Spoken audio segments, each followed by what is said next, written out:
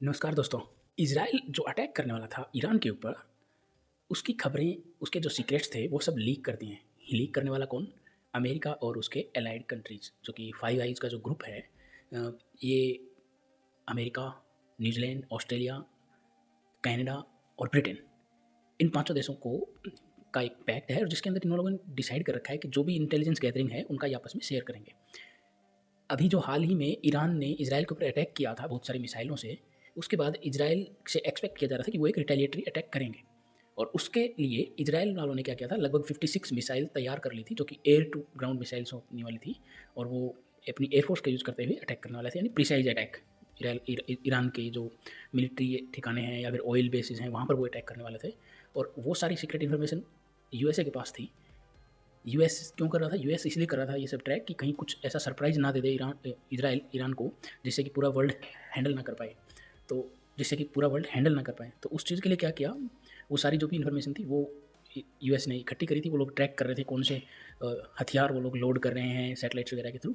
और जो ही ये इन्फॉर्मेशन यूएसए के पास पहुंची, यूएसए में समबड़ी कोई ऐसा था जो ईरान को लव करता था, ऑब्वियस सी बात है, उसका सपोर्टर था, और उसने ये इन्फॉर्मेशन लीक कर दी। और ये इन्फॉर्मेशन सबसे पहले लीक करने वाले कौन थे?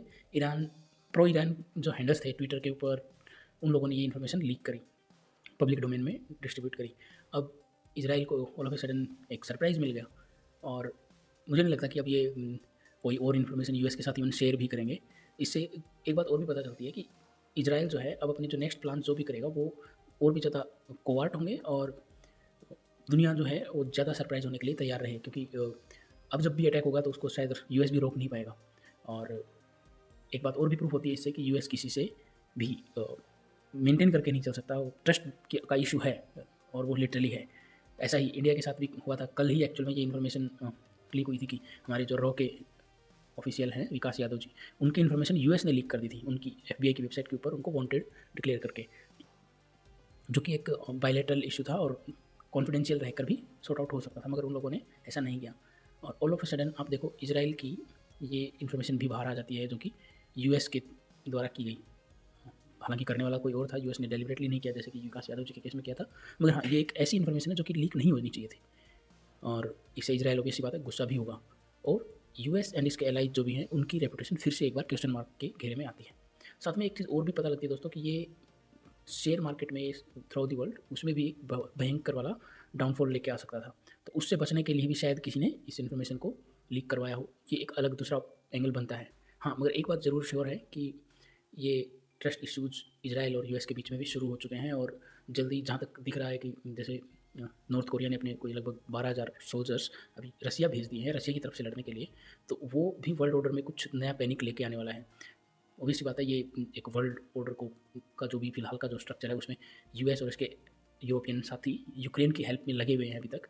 और अब जो ही नॉर्थ कोरिया के जो सैनिक हैं वो वहाँ पहुँच रहे हैं, 12,000 सैनिक पहुँच चुके हैं ऑलरेडी, और वो जब लड़ेंगे रसिया की साइड से तो ये एक पैनिक जैसा मूवमेंट हो जाएगा, क्योंकि ये एक वर्ल्ड वॉर की साइड बढ़ रही है दुनिया, और उसमें कहीं ना कहीं यूएस और रशिया दोनों की गलती हैं वैसे तो, मगर अगर ये चीज़ इसी तरीके से इसी पेस से बढ़ती रही तो उसको रोकना मुश्किल हो जाएगा। अभी ये लोग कह रहे हैं कि क्रिंक नाम का एक ग्रुप नाम दे रहे हैं ये लोग, हालांकि ऑफिशियल कुछ है नहीं।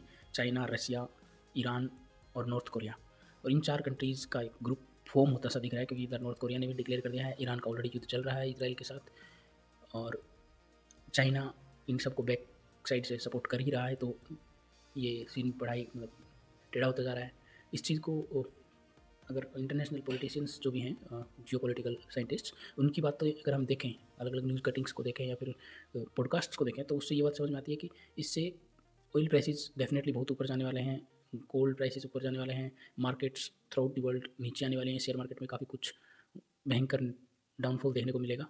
और हाँ, यूएस की चांदी हो रही है, और ये तब तक चलेगा जब तक यूएस का एक तरह से यूएस को कोई रोकने वाला ना हो, क्योंकि उनका तो बिजनेस ही ये है कि दुनिया में युद्ध करवाओ और कमाओ। और इन बातों से, इन तरीक़ों से मुझे नहीं लगता कि ये युद्ध का जो बिजनेस है, युद्ध जो वॉर इकोनॉमी है, वो किसी तरह कंट्रोल में भी आएगी।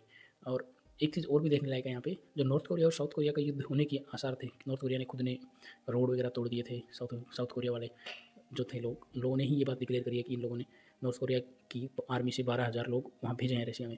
तो वो इन्फॉर्मेशन पहले तो लोग बिलीव कर नहीं रहे थे, मगर अभी एक वीडियो रिलीज़ हुआ है, उस वीडियो के बेसिस पे ही ये बात कंफर्म हुई है कि हाँ, ऐसा हुआ है, नॉर्थ कोरिया से सोल्जर्स गए हैं।